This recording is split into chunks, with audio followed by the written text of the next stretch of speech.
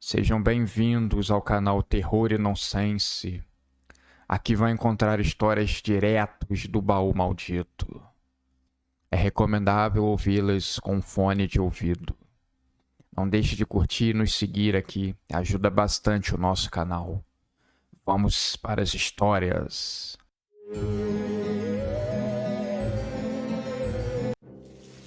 Séculos atrás, em uma pequena vila, existia um homem muito altivo. Ele brigava sempre pelos interesses dos seus moradores, enfrentava os desafios e conseguia quase sempre dar um bom suporte ao povo. Ele era querido e aclamado. Mas em um determinado momento, um enorme surto de uma doença desconhecida invadiu todas as regiões do país e, ao que tudo indicava, do mundo conhecido, dizimando pessoas aos montes, que tinham os seus corpos queimados, uma espécie de tentativa de evitar que a doença continuasse se espalhando. Mas os esforços eram em vão. O surto avançava e acometia as pessoas, que sem muitas chances de sobreviver, viam enormes feridas crescendo na pele e se espalhando pelo corpo.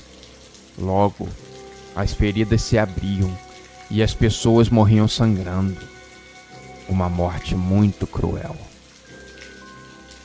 Vlad, no meio desse desespero, abriu um livro secreto que era do seu avô, que havia sido passado ao seu pai. Era algo que era entregue de geração em geração. Desesperado e querendo se salvar e salvar o máximo de pessoas daquela vila possível, ele abriu o livro e fez o ritual proibido que a página pedia que não fosse executado nunca mais. A princípio, nada parecia ter acontecido. Uma tentativa obviamente desesperada.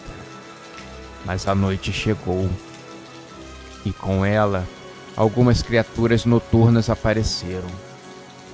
Primeiro diziam que viram alguns morcegos e lobos aparecendo, entrando na vila. Depois se ouviram muitos gritos.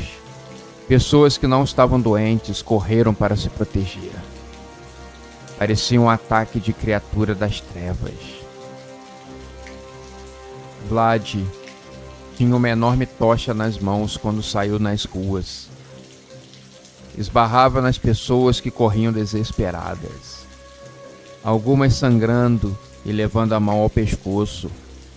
Sem entender, ele perguntava o que estava acontecendo. Até que a resposta chegou. Um homem se apresentou para ele. Então, foi você que nos convocou aqui. Você fez o chamado. E nós viemos salvar a sua vila. Vlad não estava entendendo sobre aquele alarde inteiro, aquela correria, gritaria. Mas o vampiro explicou direitinho, e que a vida eterna garantia que eles sobreviveriam àquele surto da doença. E mais, eles sobreviveriam a coisas terríveis que ainda estariam por vir. A imortalidade só seria quebrada por um único fator: a luz do sol. Você deveria evitar a luz do sol.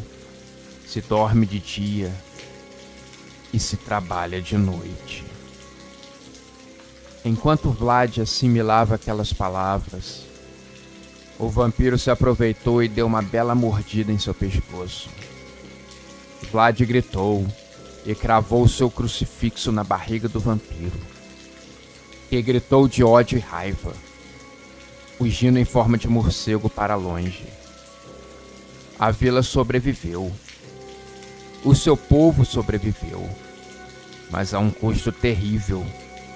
O surto da doença, aos poucos, se tornou o surto dos vampiros. O povo daquela vida estava sedento e faminto. Mordiam e matavam pessoas inocentes. Dizimaram animais. Mas aos poucos, sem saber, eles foram sendo tomados pelos raios de luz, pulverizando ao menor contato. Eles morriam rápido. As décadas foram passando. e os vampiros começaram a serem caçados. Os humanos se aproveitavam que eles dormiam de dia para descobrir os seus covis e abrirem portas e janelas, para que a luz do sol entrasse e acabasse de vez com aquelas vis criaturas. Vlad, o homem do povo, acabou sobrevivendo. Ele decidiu viver uma vida mais discreta.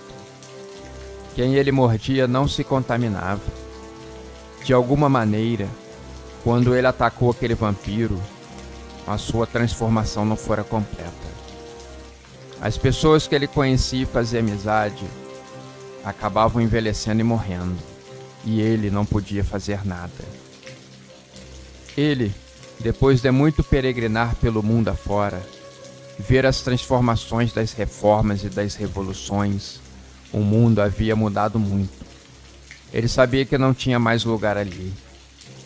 Ele acabou se estabelecendo em um enorme castelo, na margem de uma floresta densa. Ele estava abandonado. O seu dono, que também era um homem solitário, havia morrido alguns anos antes, e o castelo acabou se tornando a sua morada perfeita. E ele se ressentiu. Vlad observa os humanos com inveja, vendo suas vidas curtas, mas cheias de amor, amizade e significado. Ele se sente preso em um ciclo eterno de caça e solidão, sem a chance de experimentar as alegrias da vida mortal. Ele queria apenas um grande amor para se sentir completo. Já teve outras paixões antes, mas elas partiam e ele ficava. O seu corpo, com isso, acabava se entupindo de sentimentos ruins, de saudade, de solidão. Era aterrador. Mas ele está agora, escutando um barulho do lado de fora do castelo. Dentro do seu caixão, ele escuta os homens conversando. Eles falavam algo como: "Vamos demolir esse castelo. Vai passar uma nova estrada por aqui." Vlad se anima. Se eles colocarem um castelo abaixo, os raios de sol vão entrar e ele, enfim, vai poder descansar. Vai ter a sua vida expurgada para sempre. Uma bênção. Os homens quebram as paredes. As máquinas começaram a bater nas laterais de onde ele está. Vlad sente o impacto das máquinas quebrando tudo, assim como elas vão quebrar a maldição. Mas assim que a primeira parede cai e os raios de sol invadem aquele lugar, Vlad sente no rosto a luz. E assim como não consegue transformar ninguém em vampiro, parece que a luz também não o mata. Em um surto de ódio, frustração e raiva, ele acaba matando todos aqueles homens e fugindo novamente para um lugar distante. A sua solidão parece ser eterna. Ele vai ter que arcar com isso para sempre. Maldito foi o dia em que abriu aquele livro e fez o ritual proibido.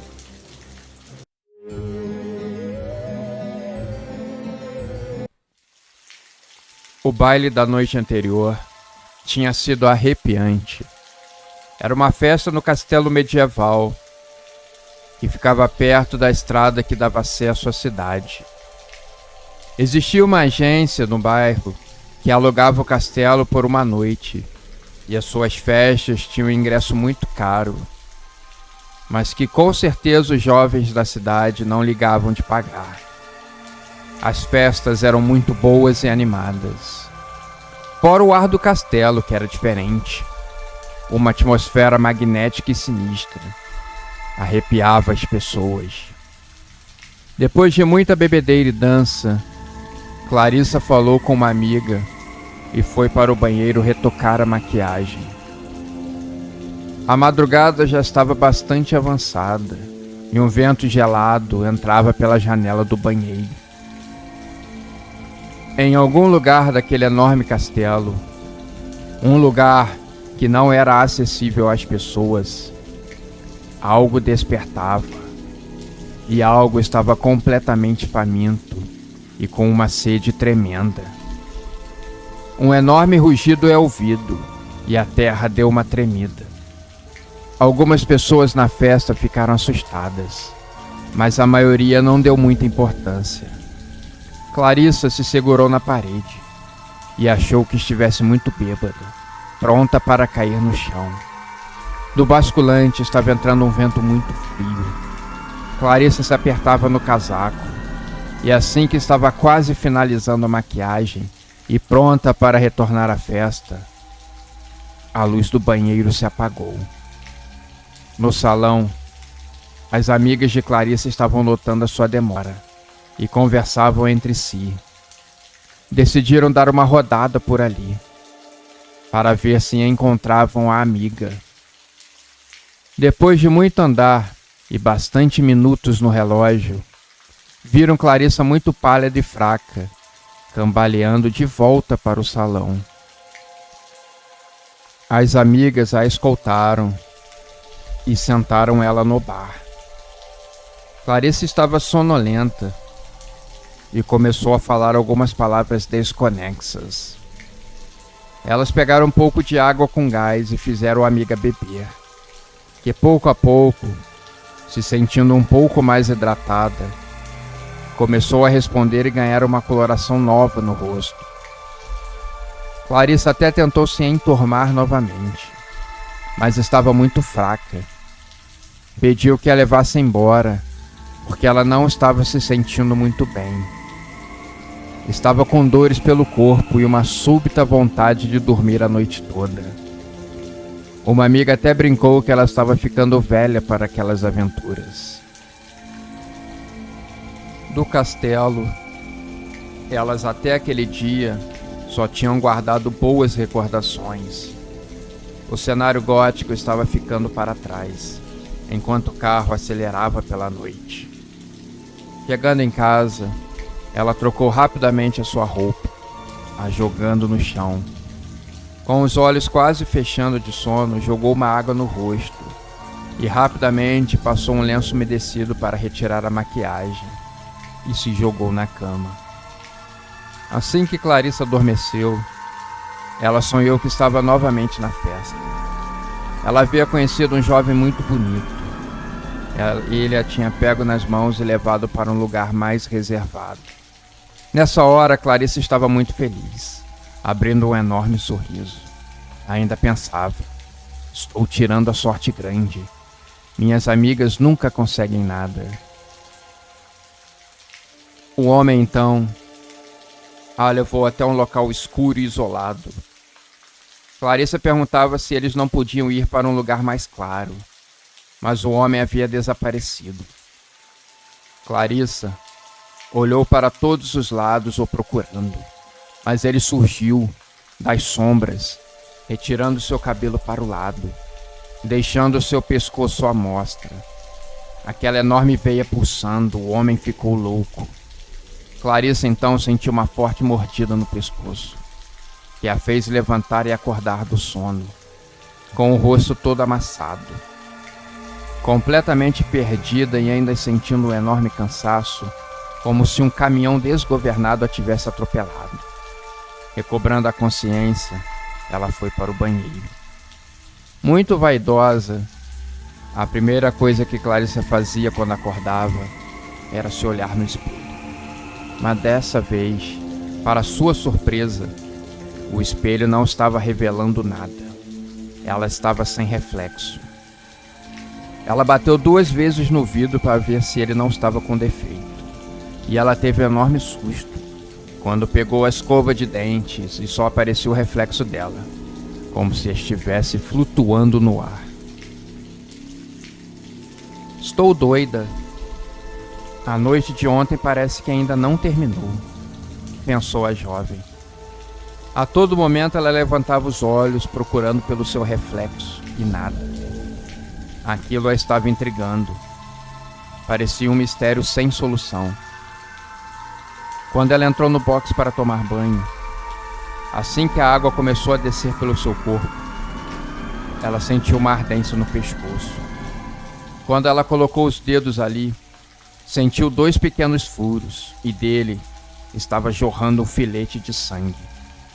Assustada, ela desligou o chuveiro e se secou rapidamente. Sem conseguir se ver no espelho, ela queria que sua mãe falasse o que estava acontecendo.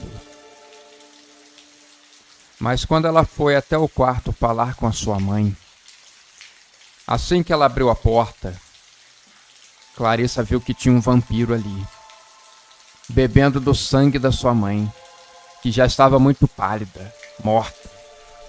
Todo o seu sangue havia sido drenado do corpo. A jovem quis gritar, mas antes que ela conseguisse, o vampiro a tranquilizou com uma voz potente e sinistra. Não se assuste, jovem Clarissa. Você é uma das minhas agora. Não está lembrada do nosso encontro no banheiro? E aquelas palavras fez um estalo na sua cabeça. Clarissa então se lembrou enquanto retocava a maquiagem. Um morcego havia aparecido. Ela gritou de medo, mas a porta do banheiro não queria se abrir. Um vampiro apareceu onde antes era um morcego. A pegou nos braços e a mordeu no pescoço, sendo um misto de agressão e sedução. Clarissa estava enfeitiçada, e quando o vampiro a chamou, ela teve que aceitar o seu cruel destino.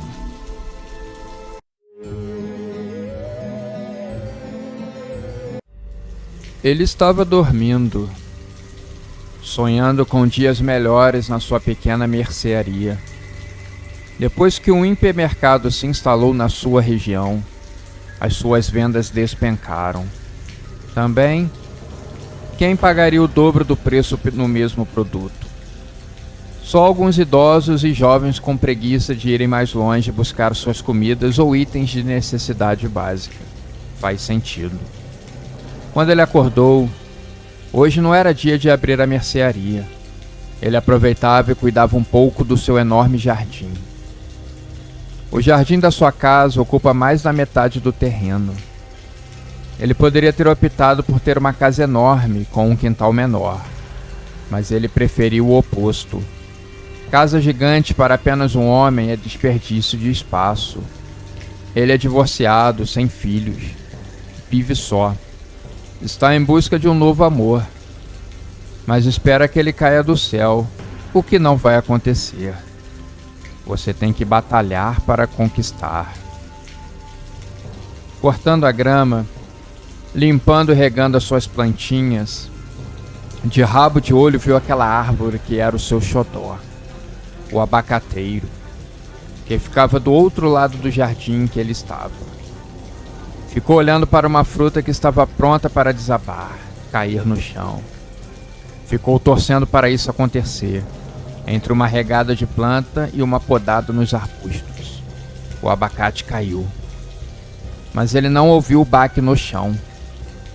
Parecia que a fruta tinha caído direto em um buraco. Ele achou aquilo estranho.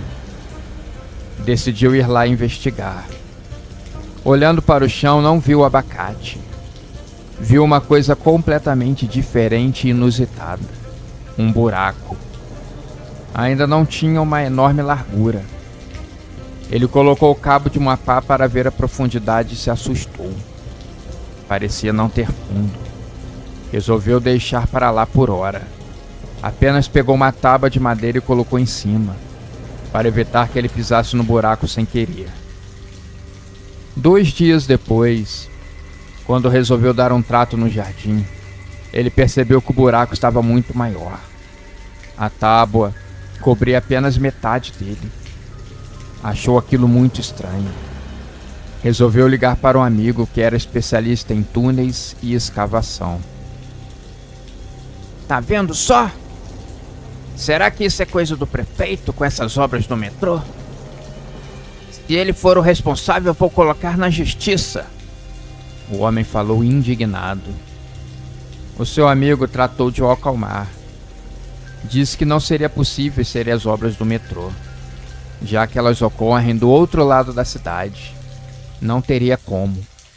mas que para o buraco poderia haver diversas outras explicações, algumas mais simples, outras mais complicadas. Seria preciso contratar uma equipe de especialistas que ficariam dias estudando, muitas das vezes sem trazer uma solução real. O melhor a se fazer era deixar o buraco de lado. Por ora, caso ele continuasse aumentando de tamanho, colocando em risco a sua casa, daí sim era a hora de começar a coçar a cabeça. Preocupado, ele tentou iluminar o fundo. Comprou a lanterna mais potente que encontrou no mercado e tentou iluminar lá embaixo, sem sucesso. Mas ele conseguiu enxergar que estava cheio de bichos nas paredes e parecia que tinha algo gosmento, como se um líquido denso tivesse escorrido pelas paredes. Tirando a lanterna, novamente decidiu deixar para lá. Arranjou uma tábua de madeira maior e tampou o buraco. Uma hora vai parar de crescer. Depois vejo um jeito de tapar ele, o homem pensou. Naquela mesma noite, enquanto estava dormindo, ele teve sonhos estranhos com criaturas que saíam do buraco, sombras, entre outras coisas. Acordou suando em bicas e começou a perceber um fedor incomum de coisa estragada. Pensou que havia deixado um pedaço de carne do lado fora da geladeira. Com esse calor, poderia ter apodrecido. Mas chegando na cozinha, nada. Continuou investigando de onde estava vindo o cheiro. Passou por todos os cômodos, até decidir investigar o jardim. Um gambá morto.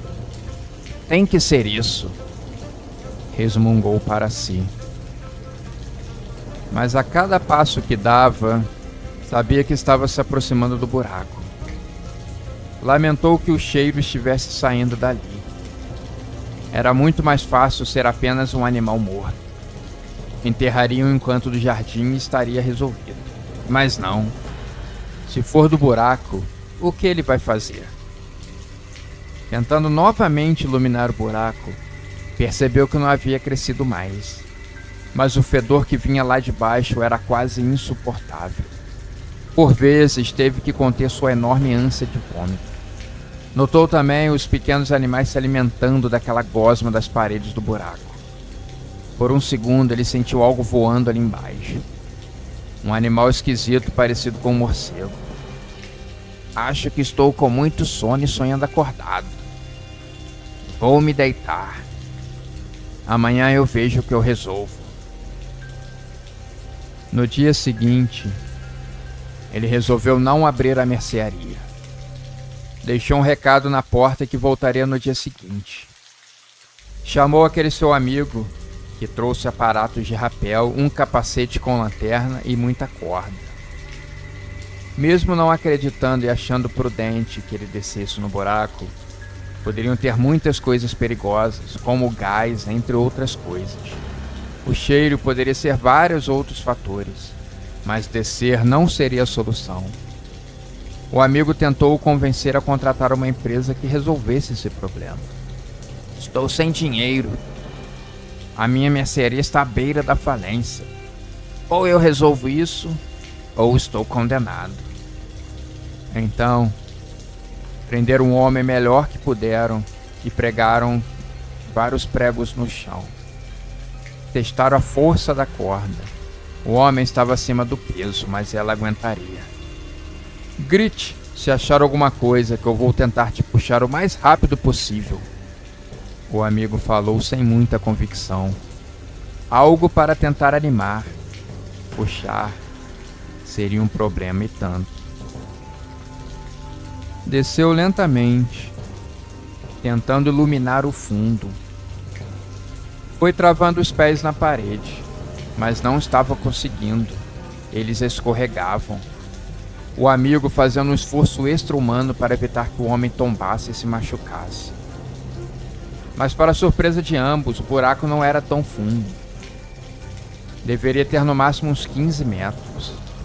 Assim que seus dois pés tocaram o chão, uma sombra tomou conta do fundo e um bafo quente queimou sua nuca.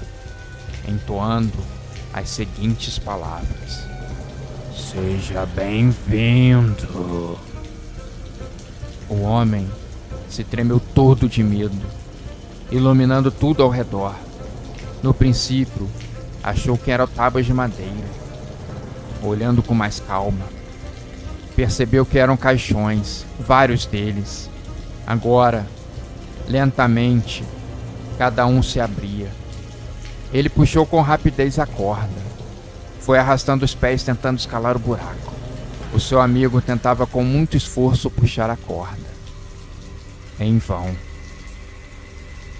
O primeiro vampiro deu uma mordida na corda, a inutilizando. Prometeu que não faria mal ao homem.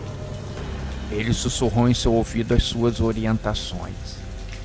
"Esse agora é o nosso covil. A sua obrigação será construir um pequeno mausoléu em cima desse buraco. Dou a minha palavra que depois disso não incomodaremos mais. Todas as noites vamos visitá-lo em sua cama até a obra estar concluída." Eu fui claro. Sem ter muito como fugir, o homem aceitou. Ele foi alçado de volta para a superfície, para um espantado amigo que perguntava a todo momento o que tinha acontecido. O Lorde Vampiro vai esperar. O dia em que os vampiros vão voltar com tudo está próximo. Vamos às cenas dos próximos capítulos.